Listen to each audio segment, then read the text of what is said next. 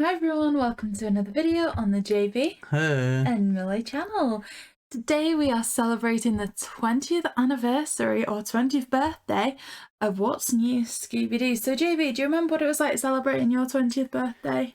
I'm at 20? No, okay. You're 24 now. Gosh. Okay. Okay, stupid question. Did I know you? If so, is it offensive to say no? Your 20th birthday is your first birthday you celebrated with me. Ooh, so was that France? Or was that the year before France? Oh, that's a really good question. It Ah, would have been France. I do remember that then, yeah. 20 years. The big 2-0. And that's the birthday that What's New is celebrating today. This is mad though, because I remember...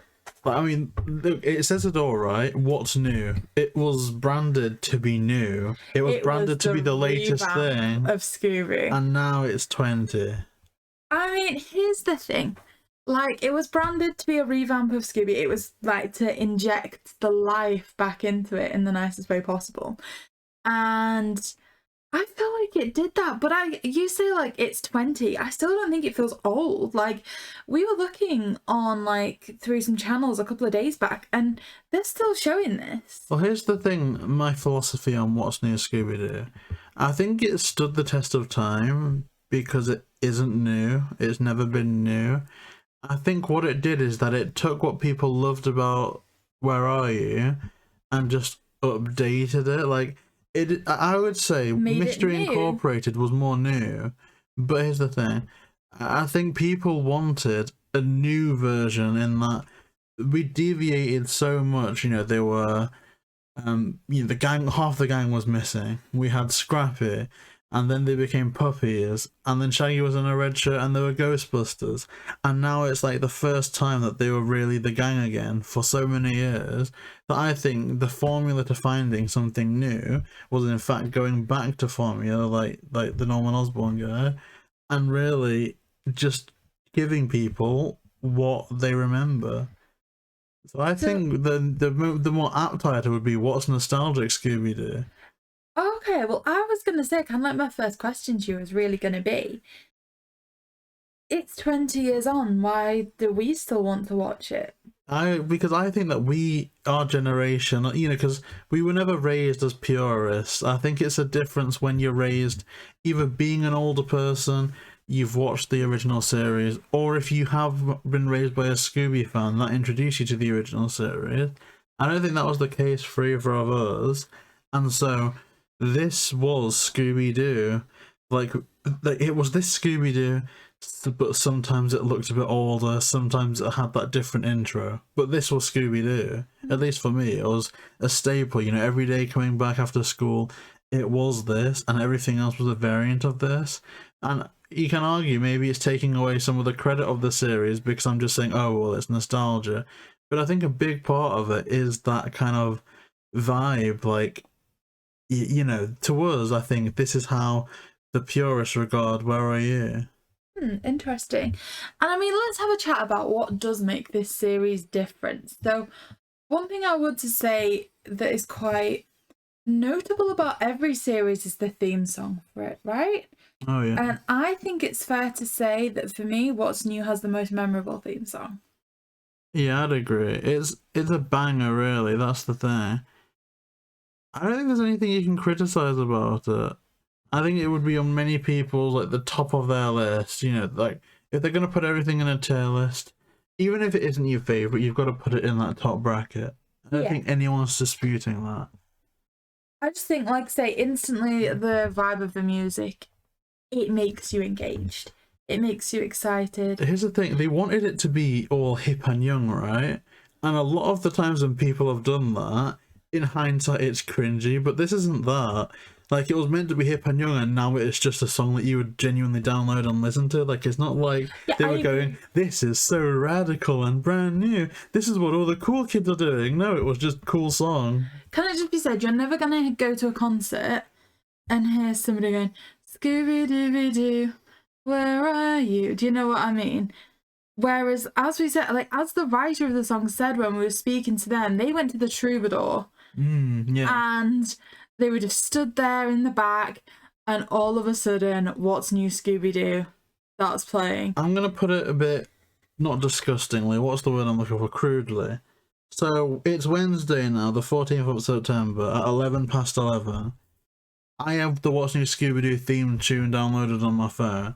I could take a cab into town, cost me about £3.50, £4, and I could go to the local nightclub and plug my phone into the speakers to like 50 or so pissed up teenagers, and I could put on the What's New Scooby-Doo theme tune, and I guarantee they all just sing along to it. Whereas if you put on Scooby-Doo Where Are You, they're all heading to the bar for the next drink. I don't know, I don't want to take away from Where Are You, but I think it doesn't have the same vibe. No, it's not the same even energy. if they don't know the lyrics, they're gonna scream for the na na na na na na na na na na. Like they're gonna do that. Like if nothing else. Can you imagine like jumping to that, right? Yeah, I mean, I think some older things have had that effect as well. Like I would say, put the Flintstones on, same thing.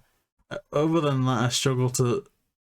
I mean, there's probably more, but the Flintstones and What's New are the only ones that I can see younger people instantly knowing no matter what, and just. Yeah, but even then, Flintstones isn't the type of song that you would jam, like you wouldn't dance to that like no one's watching like you would with What's New. Oh, true. You wouldn't jam. Like I wouldn't jam. Like with the na na na na na bit, you can imagine people physically jumping to that in a nightclub, right? Oh yeah, with like the body popping. Whereas like I can't imagine people dancing to Flintstones. Flintstones. I would. It's good, but it wouldn't have the same energy behind it. Like this theme song just got something perfectly right for me. And I guess like taking a look at other things, What's New did, because they really did revitalise Scooby. The new outfits. Now, especially for Fred, this gets controversial. However, I want to say that this is the biggest change we see in Velma's outfit with a different kind of style of skirt. Oh, it's like, yeah, more like it's kind of more like the Linda Cardellini one. Like, if you take a look at the book there, you see how it kind of folds at the front? Yeah. That's kind of like the one they do for What's New. So it was all around that 2002 time. I think it goes hand in hand almost, because the item that I shared today on Instagram, follow at JayBee Milly vids, was the final page of the 2002 movies collector's magazine, and it was a sneak preview at What's New Scooby-Doo. Yeah. So I definitely think that both projects went hand in hand with each other, and that's why I'm just really happy to have done the 2002 celebration, and then this, because it's like I think the 2002 in general just encapsulated just me and Scooby, right? Like, because I was never a die-hard purist like I am with like Doctor Who and stuff. But it's definitely been a massive part about your childhood, and it was What's New Scooby-Doo and 2002. Yeah, I mean, I think for everyone our age, it's like that. And so, like I say, we're talking about the outfits there. Now, this for me, and JayBee bullies me here, but for me, Daphne's outfit in this series is like, it summarises my childhood and what I wanted to be. I love this outfit so much. No, I like it. It's like a perfect blend between the classic Daphne and the live action Daphne without deviating, because I do think that they have deviated in the past. Like, again, everyone loves Zombie Island, I love it too, but I really don't like the outfits for Daphne in the Mook animation films. They're just, I don't know, it looks a bit too blocky, and when it's not blocky, it just doesn't look right. I look at that the same way that I look at, well, What's New Fred. I don't vibe with the What's New Fred look. To me, I mean, we're coming on to the Fred look, so I'm going to challenge you on that as well. Oh no. But to me, this Daphne look, it's kind of like they said, do you know what, you can be a strong woman and also make it look good. Like, I love her dress, but also her shoes are like almost, I want to say like purple trainers with a heel. And I had a pair of black shoes that were really similar to this. It's kind of like black shoes with a heel, and I kind of liked how they looked more practical, but they're also still like, okay, you can still be like feminine. Do you know what I mean? Well, I think that's the mistake that a lot of people make now. I think when they want a strong female character, they have to make her so opposite of what a girly girl is. Like, she can't like makeup, she can't like, you know, fingernails and stuff. Like, she just needs to be a bit emotionless. And here we have Daphne, who, you know, like, we were watching this today to celebrate, I think, what was it, 3D Destruction? and she notices that a lot of like the powder on the floor was commonly used in cosmetics, and so it's not changing her passions, but it's just making that applicable to make her useful in the game. It's such a stark contrast to what we'd see 33 years before this in Danger Prone Daphne. Oh yeah, and Danger Prone Daphne is just ridiculous. And being danger prone, there's nothing wrong with that inherently. It doesn't need to be like a gender stereotype, but just the fact that every time she made a mistake, everyone just started like roasting her. It was okay. So JayBee, it's that time. Good. What is wrong with Fred's outfit in this? I don't get it. What? You don't get what's wrong, or you didn't get the outfit? Hear me out here, like. It's pretty much the standard. You've got the blue trousers, the top is white and blue. The only thing it's missing is the ascot. I mean, there's elements in, like, I think it's Loch Ness when you see a bit of orange around their neck that kind of it draws similes with that. I don't get the big upset with Fred's outfit. Yeah, people like it. I don't mind it. It's just not as good as the original outfit. Have you ever worn an ascot in your life? Oh, you went to private school. This doesn't count. What do you mean I went to... Okay, but British private school. Have you worn an ascot in your life? I have not worn an ascot. Okay, and this is what's new. It's when they tried to bring it that step forward. I appreciate what they were doing. Yeah, the thing is, though, it's just a step too far. And here's the thing. I think in years to come, we're going to see a new version of what's new, but they're going to take it a step further that people aren't going to like. I think it's just a preference thing. Like, for example, they could make a show tomorrow, like, what's even more new, Scooby-Doo, and Velma's going to have contact lenses because it's #modern. Like, you know what I mean? And I think people won't like that because it's not Velma. But again, people can argue it's updated. I think it's like that with me with the Fred outfit. It's not a betrayal. I'm not a purist. It's just when I look at them both side to side, I know which one I definitively prefer. So I've heard you kind of express negative opinion towards Fred's outfit in What's New. I have. I've never heard you express negative opinion towards his outfit in Scoob. Scoob? Yeah. Because that's different, but again, they do really nice references. So the inner colour of their jacket is orange, kind of like the ascot would be. I'll be honest. I don't think we see enough of Fred in Scoob for me to care either way. Fair enough. That's my thing with that. Like, you just don't see enough of him. Okay. I wish he did. Maybe I would have had more to say if we did. But he's kind of just there. Then he disappears, and then he shows up at the end. That's fine. That's valid. Okay, so I guess that's kind of the look of Scooby. Although one thing I will say, the animation, it's almost like night and day from what we started off with in 1969 with the backgrounds on repeat and things like that. It's some stunning animation. Yeah, and I guess the cast. We'll talk about the cast because I look at this as the definitive cast. Like, no disrespect to anyone else that's taken on the roles in terms of voice actors, but to me this is the cast. Okay, no disrespect to, like you say, to anybody, but this is the Velma. Oh yeah, it is the Velma. It is the Velma. I watched an episode today and I was like, I do like you. I do. But what happened? Where did you go? Like, I don't know, maybe I'm dramatic. I think the thing is that growing up on this Velma, I can understand why I don't like Kate Micucci's Velma at all, because it's just too high-pitched, and this is just great. And we did an interview, we literally just dropped it seconds ago, as of like, maybe an hour, 2 hours ago, but by the time people are listening to this, go listen to it. It's a writer, producer, story editor, George Doty IV, who worked on this along with Ed Sharlock, who we've also interviewed, and he summed it up perfectly. Scooby is weird, it's wacky, it's zany, but Velma's the sane one. Now, so she's the one that would go, hang on a minute, why are we in a situation where there's someone chasing us with a mask on, while we're like doing this. Like, surely there's a more logical way of going about this. You can get that because that's how the audience would perhaps react in that situation. Nowadays, she's just a party pooper. Like, they've taken her grounded approach, but then just used it to extract the fun. So whereas What's New Velma would go, hang on, this is ridiculous, but I think I can figure it out. The new Velma would go, this is ridiculous and you're stupid for buying into it. Why are we even doing this? This is dumb. And she repeats it. Like, it's just, this Velma creates solutions, the other Velma points out problems. Yeah. It's a stark contrast, it is. But there's another element that I think makes this series better, and it's almost a development through time. And that's the use of technology in this one. It allows the mysteries to be more complex. Think about the episode we were watching just before we recorded this. You know, the glass bottom boat that turned out to just be a screen? Oh, yeah. That was a great plot line, right? The twist that it was just a screen.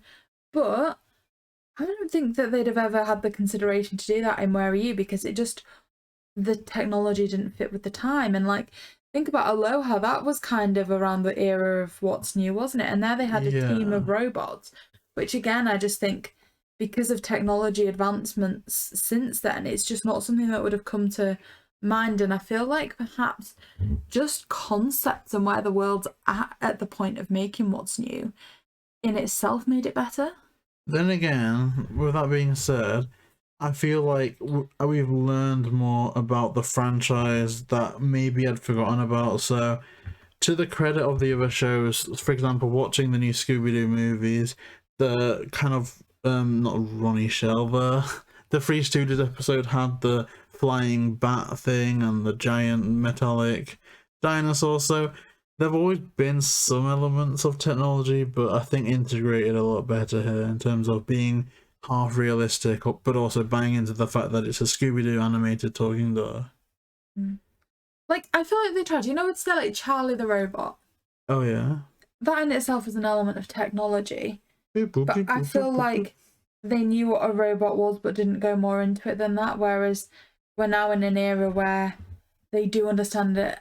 Do you know what I mean? I think technology played a really big part in this moving forward. So, say, for example, I know this isn't relevant to What's New really, but cyber chase, like the concept of video games, being able to scan yourself into a video game, a computer virus, these are all things you wouldn't have heard of when Scooby-Doo Where Are You came out, and almost just kind of how things are developing within time. And like, it makes you wonder where Scooby's going to be in the next 20 years, or if a series starts tomorrow, what that's going to look like in 20 years from now, because ultimately things are going to adapt. Like, there's going to be things in the world 20 years from now that we hadn't dreamt of today. And I guess Scooby 3 times kind of shown that with, like I say, things like computer viruses and stuff. Well, that's the thing. We talk about the technology on screen, right? Like on camera. We talk about the glass bottom boat being the screen, but also the change in technology behind the scenes as well. To allow this animation to develop. Because I'm pretty sure What's New and Where Are You, same runtime, same episode length. Except I think they can do more elaborate plots with What's New. Not necessarily because the writing has to be more sophisticated or the writers need to be more skilled, but because with Where Are You, they were like, okay, we've got this amount of budget, we have to reuse this background, and so too many locations aren't really possible, this movement might not be possible, you know what I mean? So they were constrained in their writing as far as they couldn't write what they couldn't animate. And here I feel like the writers had so much more freedom, because if they wanted to have, you know, Shaggy and Scooby running up a massive metal dinosaur and then parachute down while Fred, Daphne and Velma chasing the Mystery Machine, they could 100% do that and more. And I think another thing that I really like about What's New is I see it as kind of like the travel era as well. They were always going somewhere new, as opposed to just seeing the same beach set at the start of every episode. And I think, again, just kind of changing with times and things like that. I think since 1969, travelling became easier. It became more common. Like, families go away every year on vacation now. I just feel like all this was kind of normalised throughout time, and it just reflects what happened within the series. I think it's just wonderful. I think, like I say, it's so back to basics in a good way that I feel like when you review it, when you talk about it, there's not a great deal to talk about or to debate, but undeniably it's a classic. And to be honest, if it was up to me, if I could, not for myself, I don't know if I could make that decision, to be honest. But if some creature came to me, a mythical creature, and said, "Your kids can only watch one Scooby-Doo TV show," I'm thinking it's What's New. I'd agree with you. We're on the same page with parenting, yeah. Oh, which episode? Snow Creature like Snow Creature? I don't know about the episode specifically, but this series would be the one. It would be. But I guess that kind of summarizes everything I had to say about What's New. I guess huge thank you to the people we've spoken to commemorate the anniversary. So Rich Dickerson, composer, wrote the lyrics for the What's New Scooby-Doo theme tune, along with some chase songs, the whole score of the show, along with Legend of the Vampire, Monster of Mexico. Like, honestly, that's just amazing. Like, the amount of times I've heard this theme tune, and then to be able to speak to the person that wrote it, like, if my younger self that used to like race upstairs every day after school to put on the episode of What's New Scooby-Doo knew that, I would be the coolest guy in the world. Like, I think I would try and clout chase off myself. We've got Ed Charlock, writer, producer, story editor. He wrote amazing episodes like Free Destruction, some great stuff there. George Doty, the fourth, writer, producer, story editor, wrote amazing episodes like Space Ape at the Cape. Great stuff. Really, really, really great stuff. So that is in its own dedicated playlist that I'll leave in the description. It'll be the pop-up title card as well. Please watch them all today to celebrate, and just leave a comment down below thanking them for all of their hard work and just congratulating them that their work lasted the test of time. Yeah, and I guess down below in the comments as well, let us know what your thoughts were on What's New. What's your favourite episode from the series? And yeah, we hope you have enjoyed the 20 years of What's New Scooby-Doo. And who knows, maybe, 10 years from now, we'll still be celebrating. I'm sure we will be. I'm sure. Maybe even in 10 years, the next generation are going to be celebrating. Because I genuinely think that, as with the rest of Scooby, this one's going to stand the test of time. It already has, but even more so. I know, 20 years, that's mad. That is crazy. Okay, well, we hope you've liked this video. Please stick around on the channel with so much more Scooby content out there. We do kind of weekly interviews, reviews of different series, movies within the Scooby-Doo franchise. So for all that and more, please like, comment and subscribe to JayBee and Milly.